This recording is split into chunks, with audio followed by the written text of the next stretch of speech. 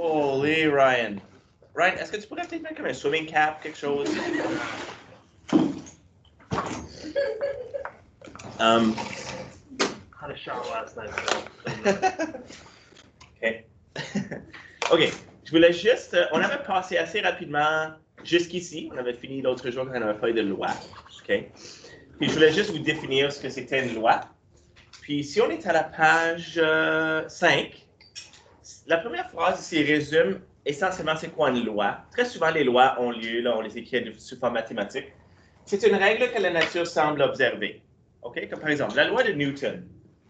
La deuxième loi de Newton qui dit force nette égale masse fois accélération. Pour une raison ou une autre, notre univers fonctionne de cette manière-là. OK? On peut calculer la force nette sur un objet en multipliant la masse de cet objet-là fois l'accélération qu'il possède. What? Pourquoi c'est comme ça? On n'a aucune idée, mais la nature semble observer ça. OK? Aucune idée pourquoi c'est vrai. Mais c'est quelque chose que la nature, juste par le fait que la façon qu'elle est organisée, elle suit cette règle. Donc, quelque chose de semblable, on appelle ça une loi. D'accord? Puis je vous ai montré quelques lois mathématiques dans la dernière classe, comme elles sont très souvent, surtout dans le domaine de la physique, écrites sous forme mathématique. Je vais parler de lois. Je voulais définir aussi c'est quoi une théorie. OK? Une théorie, c'est comme une hypothèse bien établie. Je vais revenir dans quelques instants. Puis j'avais mentionné très rapidement l'autre jour avec vous que les théories peuvent évoluer, n'est-ce pas? Vous savez, vous autres? Je pense ça, hein? Comment on avait, à un moment donné, on avait la théorie géocentrique, puis comment on pensait que la Terre était au centre de notre système solaire. Puis, pour quelqu'un qui vit sur la Terre, c'est pas facile de comprendre que c'est pas nous autres qui sommes au centre du système solaire. Parce que quand on est debout sur la Terre, qu'est-ce qu'on voit?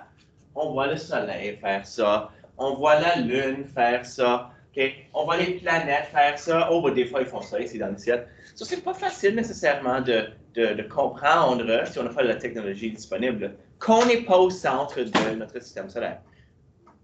Il a fallu qu'on élabore une bonne théorie peut être modifiée. Okay? Et puis, on sait que la théorie géocentrique, il a fallu qu'on la change parce que après des observations qu'on a faites, on a constaté qu'on n'est pas au centre du système solaire. Et là, il a fallu qu'on passe à la théorie héliocentrique. C'est le Soleil qui est au centre de notre système solaire. Ça, c'est un exemple d'une théorie. Puis comment une théorie peut évoluer avec des nouvelles observations. OK? Je voulais aussi parler d'un modèle. Un modèle, c'est comme une représentation physique, quelque chose de très petit ou de très gros. OK? On a parlé du modèle de Bohr, je pense, l'autre jour. Le modèle atomique de Bohr, qui est ce modèle qu'on dit, qu'est-ce qu'il y a dans le milieu d'un atome? Au milieu, il y a le proton et le neutron dans le noyau. Puis autour, on a les couches d'électrons. C'est ça, un petit peu comme un système solaire avec un soleil au centre, une étoile au centre, puis les planètes qui font le tour. Le modèle de Bohr fonctionne un peu comme ça. On a le modèle de la tectonique des plaques, où on dit que sur la Terre, il y a des plaques là, qui se chevauchent, puis qui se frottent l'un contre l'autre, puis il y a des tremblements de terre à cause de ça. Le modèle standard de la physique des particules, on dit qu'en physique, il y a un certain montant de particules, puis il y a à peu près 5 ou 6 ans, on a découvert la dernière de ces particules-là, le Higgs boson. Je ne sais pas si vous avez entendu parler de ça. Puis là, je regroupe aussi là-dedans des théories. Okay? Des théories, c'est comme des explications qu'on a pour des phénomènes. La théorie de la relativité d'Einstein, la théorie du Big Bang, puis j'ai aussi dit la théorie de l'évolution. C'est-tu vraiment une théorie? Bon. Alors, il y a beaucoup de blabla ici. Beaucoup de blabla. Puis ça, c'est des choses que vous pouvez lire si vous voulez. Le dernier paragraphe ici a quand même de la bonne information. Ça dit que les lois sont des généralisations, des principes ou des traits communs dans le comportement de la nature. Des choses qu'on observe dans la nature, puis qu'on les résume par des lois. Tandis que les théories sont des explications pour ces généralisations. Les théories, c'est plutôt avec des mots, avec des exemples, des choses. OK? Alors, des lois et des modèles, on ne va pas parler de ça ici. La dernière chose duquel j'aimerais vous parler, c'est comment est-ce que les scientifiques, quand ils font une découverte, ou quand ils font une recherche, ou quand ils ont découvert quelque chose, comment est-ce qu'ils communiquent cela? Qu'est-ce qu'on fait? C'est quoi le processus? Bon, ça, c'est le dernier. c'est la dernière étape dans la communication là, de la pensée et de la diffusion des connaissances scientifiques. C'est le rapport. Okay? On va écrire un article, OK? Puis on va le publier dans un journal qui va être lu par d'autres scientifiques en général. Puis avant qu'il soit publié, la recherche devrait être vérifiée par d'autres scientifiques.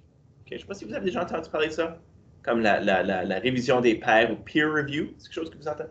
Je vais vous montrer une vidéo aujourd'hui, OK? Au sujet de... Est-ce que vous connaissez l'émission Last Week Tonight avec John Oliver? Ah, OK. C'est une émission humoristique, OK? Puis il aborde des sujets d'actualité, puis il en a fait une sur la science. Je vais vous la montrer aujourd'hui, OK? Après, attention.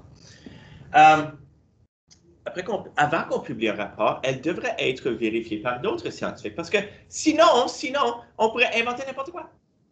Right? Puis le publier. C'est correct, Brian. On pourrait le publier. On pourrait publier n'importe quoi. Puis c'est pas comme ça qu'on veut fonctionner. OK? Donc, le rapport, après que, en théorie, là, que ces choses ont été vérifiées par d'autres scientifiques et approuvées par d'autres scientifiques, un rapport va être publié dans un journal scientifique. Et voici quelques exemples de journaux qui sont très célèbres. Peut-être que quand vous regardez les médias, vous allez voir, vous allez entendre, une recherche sortie dans le Journal Science, ou in the Journal Nature, ou surtout en santé, New England Journal of Medicine. Vous avez peut-être déjà entendu des choses comme ça. Je ne sais pas, peut-être. The Lancet, un autre journal très prestigieux dans le domaine de la santé. Ce sont tous des endroits où les scientifiques vont publier des nouveautés, des choses qu'ils ont apprises. Ces jours-ci, il y a probablement une immense prolifération de recherches là, sur le coronavirus. Puis ces choses-là vont apparaître dedans, New England Journal of Medicine, Lancet. Okay, ça, c'est un journal très célèbre, de très grande renommée dans le domaine de la santé. Okay? Maintenant, petite chose que j'aimerais mentionner ici, c'est que la soumission de ton rapport à un journal scientifique ne t'assure aucunement que tes découvertes seront lues et critiquées par d'autres scientifiques. Mais avant de passer à ce stage-là, comme j'ai dit, il faudrait qu'elles soient bien vérifiées par d'autres scientifiques. Mais vous allez voir par la vidéo que je vais vous montrer aujourd'hui que ce n'est pas toujours le cas. Ces derniers sont tout simplement trop occupés, apparemment, les scientifiques, et les ressources financières sont trop rares pour que ton rapport soit révisé et ton expérience répétée, à moins que tu aies fait une découverte extraordinaire. OK? Puis on va aborder ça dans comme j'ai dit, la vidéo de John Oliver. Ceci fait que des erreurs dans soit la méthode, soit l'analyse ou les conclusions peuvent passer inaperçues. Au pire, certains instants de fraude scientifique peuvent même se présenter. So, ça peut arriver. Maintenant, vous avez peut-être entendu parler, vous autres, ça fait à peu près 20 ans de ça, qu'il y a eu un scientifique qui s'appelle Andrew Wakefield qui avait publié un rapport qui liait le vaccin MMR, Mumps, Measles and Rubella, en lien avec l'autisme. OK? Est-ce que vous vous souvenez de ça? Non. OK. Je ne sais pas si vous vous souvenez de ça. Attends une minute. Il faut que je réponde à cette personne ici, là.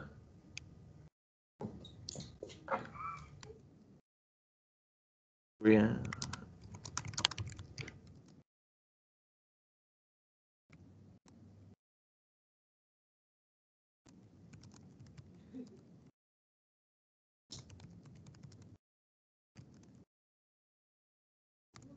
OK. Anyways, quand on dit des choses comme ça fait peur aux gens. Puis je ne sais pas si vous savez ça, mais faire peur aux gens, c'est une très bonne façon de les motiver, okay, à agir d'une telle façon.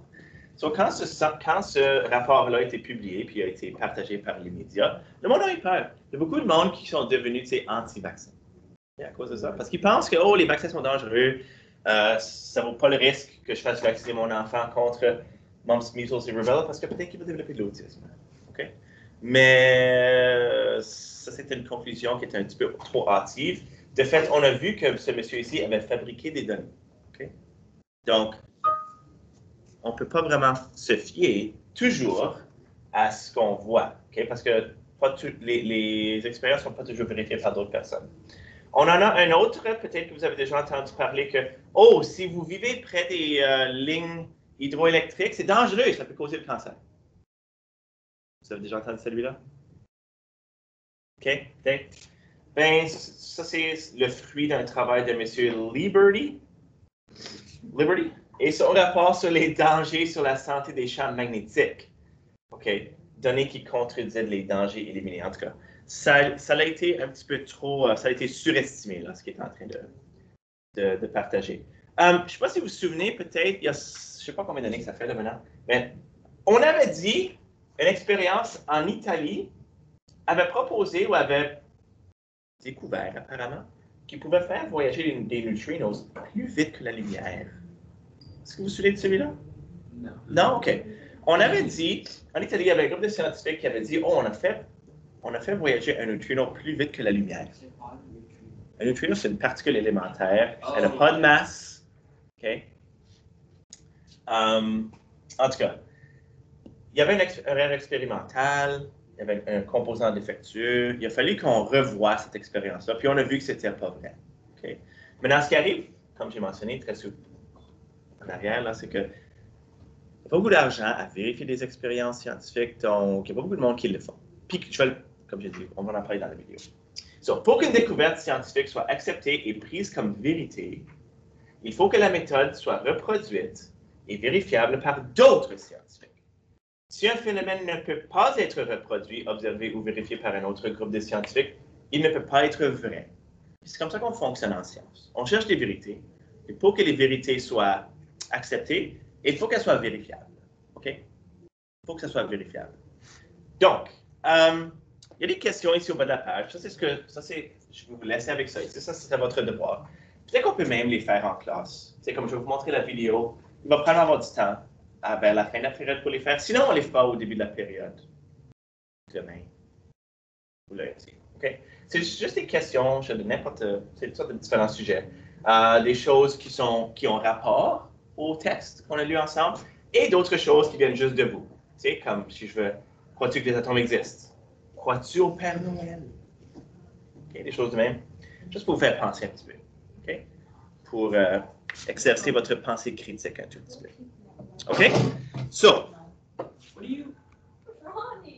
je vais arrêter la vidéo là.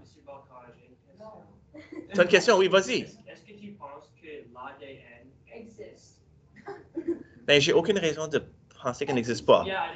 Parce que je me fie...